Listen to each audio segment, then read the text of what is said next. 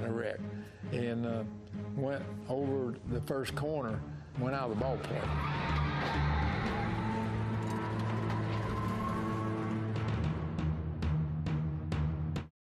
Got to going too hard in one corner, and I'd run into the wall and messed the front end up. I ran, I don't know, 8 or 10 more laps, and had got the car back up to speed. Golly, come off at 4 and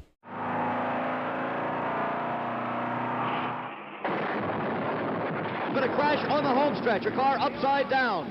And that's a blue car, it is Richard Petty. The front seat in the white dress, and of course very much concerned. Standing right alongside me is Richard's brother, Maurice. Maurice, it happened so fast, I doubt if you know what happened, but what is Richard's condition, could you tell? Well, he's laying broken now. Looks like his left arm.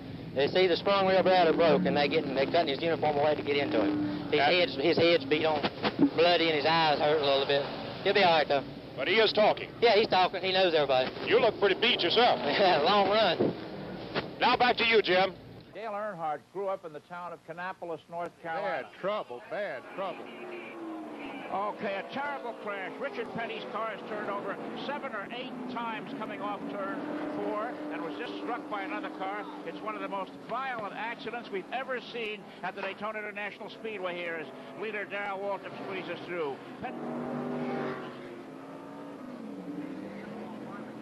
Richard Petty was running in a pack of cars, and the back end starts to go around, and it looks like it might have been tagged by the car number 73 of Phil Barkdahl, and you can see Petty's car just cramming and turning over up against the wall, and other cars coming in.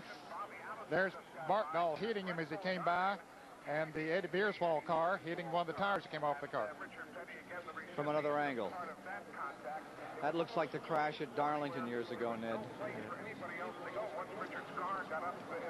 Fortunately, it was staying on the nose of the car for so long, Ken, so it didn't look like it was really taking hard bounces down onto the pavement. And it dispels some of the energy. You must remind the viewers that these cars are built to take these kind of crashes. And there's Phil Barkdahl hitting the cement wall right in front of us. The chromoly frames that serve as a roll cage up under the roof to keep the car from crushing down on the driver.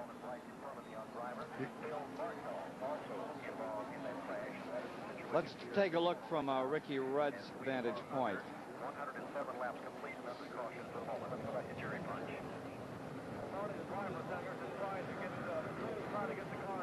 You can see the trouble start in front of him there, whether the 73 car hit number 43, the 73 being driven by Phil Barkdahl, or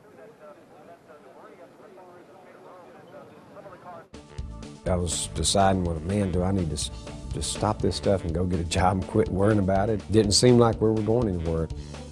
I didn't think he'd ever make it.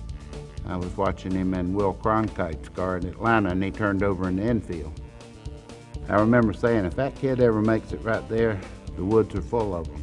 One of the defining moments was at Atlanta when he went over, knocked himself out, and he got out and he was looking for a ride by the end of the day. He did not want to go back to the dirt tracks. He wanted to stay in NASCAR and Winston Cup racing. Yeah, he was out of control, but desperate people will do desperate things. A very bad wreck that he went through in Pocono, I think the '82 season.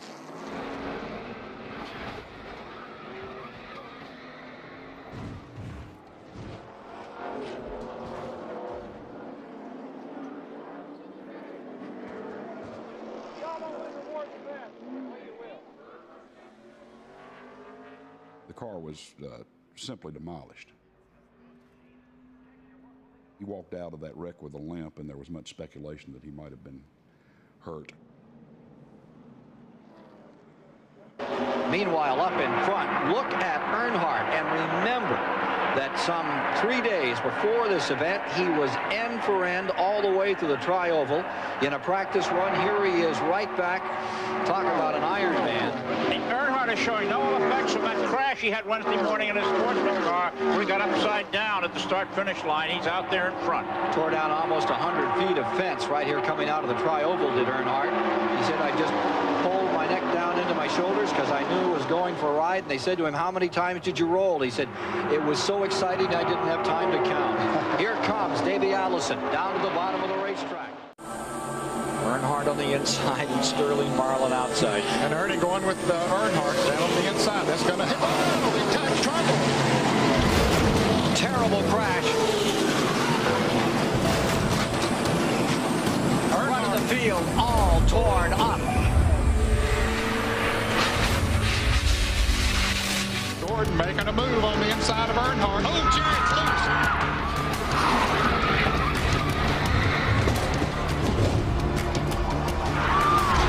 Down the back straightaway. Big trouble. Earnhardt out.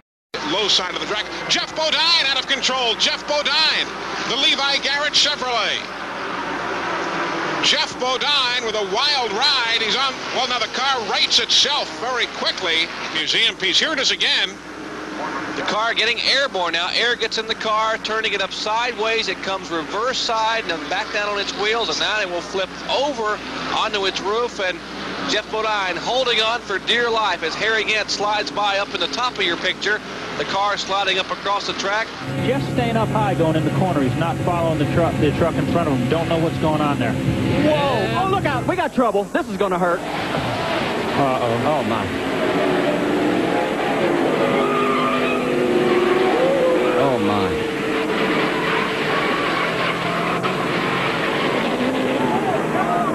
Yep. Keep your fingers crossed. Yeah, we've got some photographer took a picture of it up in the air before it came down on his roof. I was just glad this freighter didn't get hurt. Is that the one race that maybe haunts you out of them all? Being that close?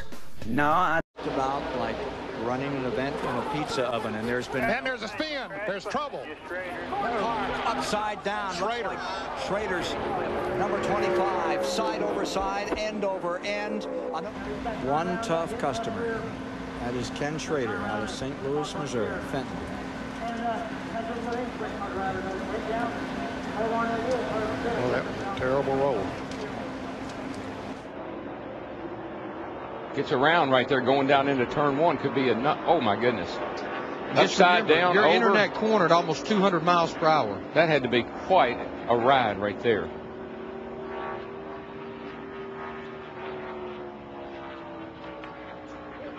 Got to believe something's happened back here. My goodness, boy. Does that not tell you how fast you're going?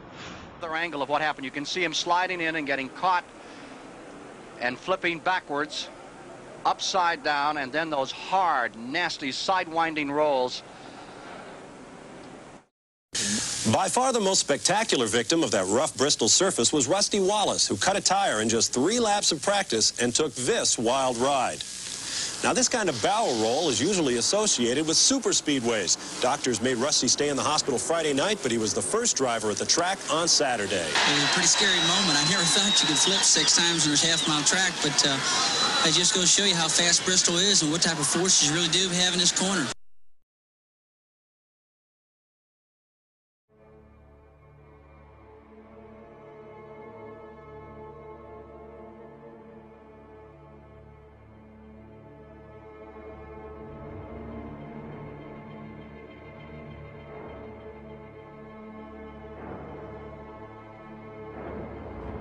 Trioval checkered is waving. Ernie Irvan wins and Rusty spins and gets airborne and flips wildly right at the start-finish line, very reminiscent of his accident at Daytona. Wins and Rusty spins and gets airborne.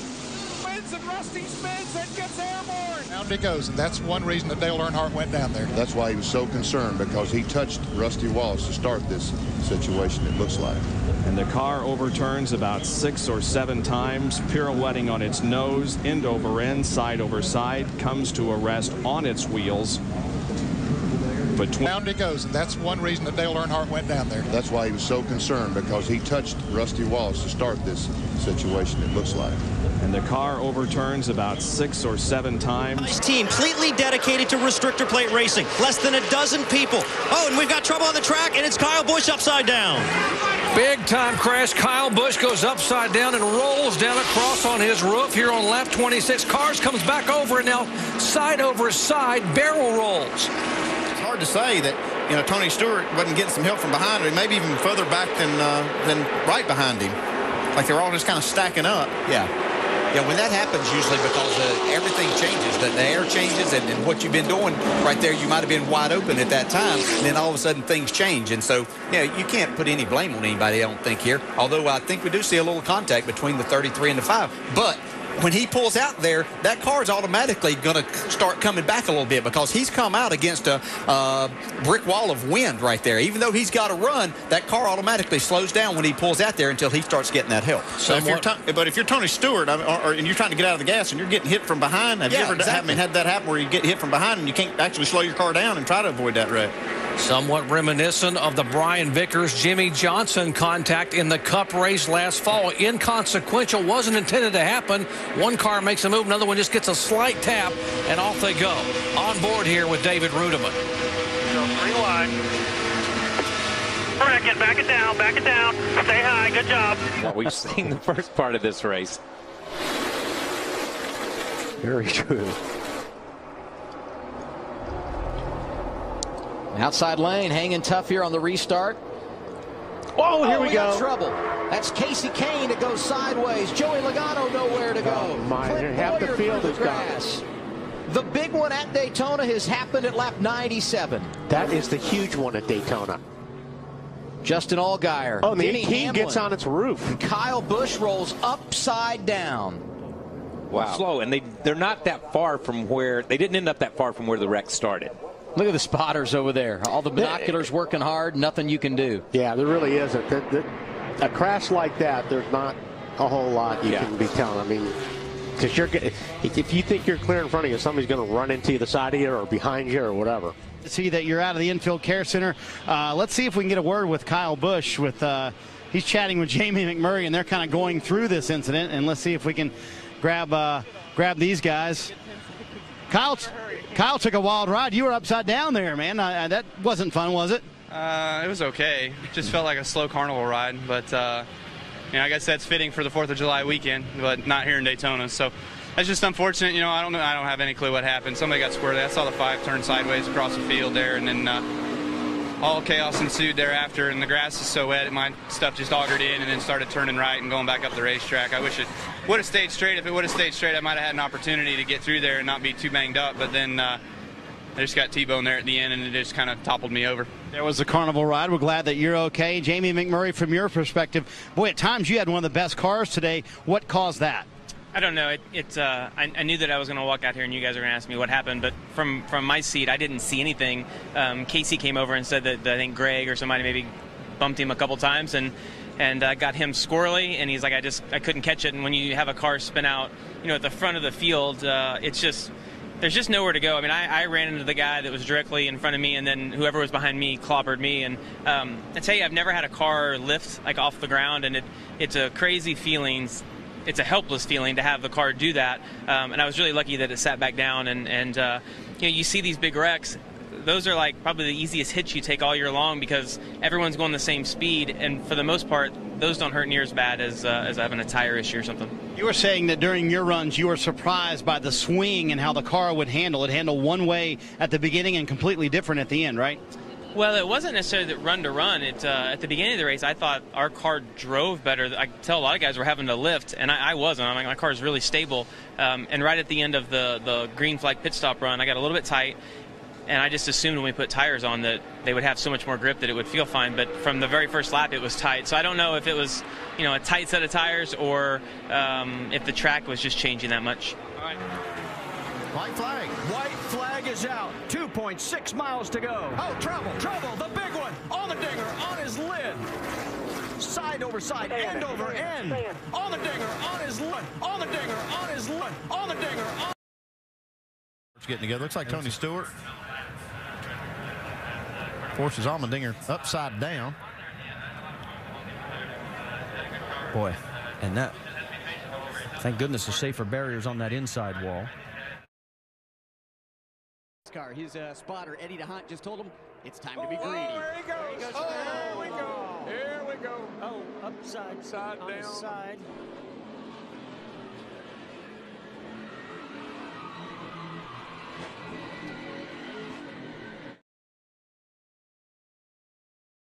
Where a wall jutted out like that. Now, see, I think Chase Elliott was already had his hands full prior to that. He was trying to get it gathered up, and then AJ came off his rear bumper and then made contact with him again. Also, Logano went for a heck of a ride there, a couple big impacts. 13th. He said it was that win. Out of control goes Kenseth. Over on his roof. Get back on the wheels.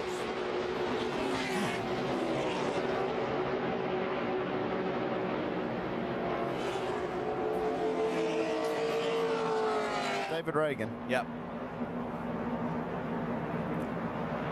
Car gets out of shape and then just pirouettes on its left side and goes over. And we talk about the bump drafting has to be done on the straightaway, and you can see even on the straightaway, if you get hit too hard, it just takes the steering wheel out of your hands as a driver. This was the scary part right here when he's on his roof for so long.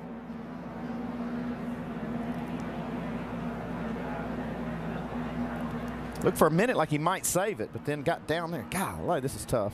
Yeah, and Matt really did a great job. If he goes up in front, he takes out 15 or 18 cars, so he did a great job of not creating that situation. Let's see what Dale Earnhardt Jr. saw here as the contact took place right in front of him. So everybody jockeying for position here. Oh, Matt gets a shove. 3 wide, 3 wide. 3 wide, on the left rear of the 18. Wrecking down low. You're clear right there, clear all around. They wrecked behind.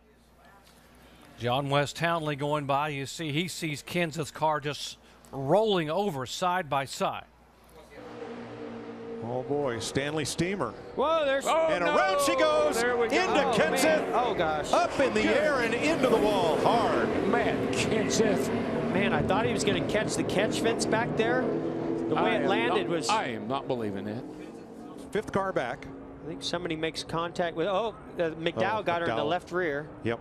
And that no, she hit him in the right front. And when that happened, just got air underneath the car. Is anybody left in this race?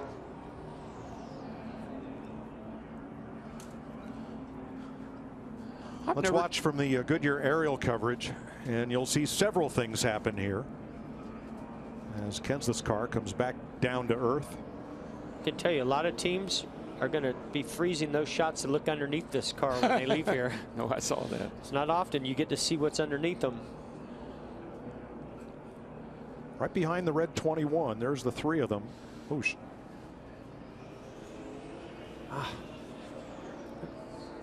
You realize how powerful the wind is in that situation. To be able to take a car of this weight, what's 3,400 pounds around approximately, and just pick it up in the air like it's a piece of paper.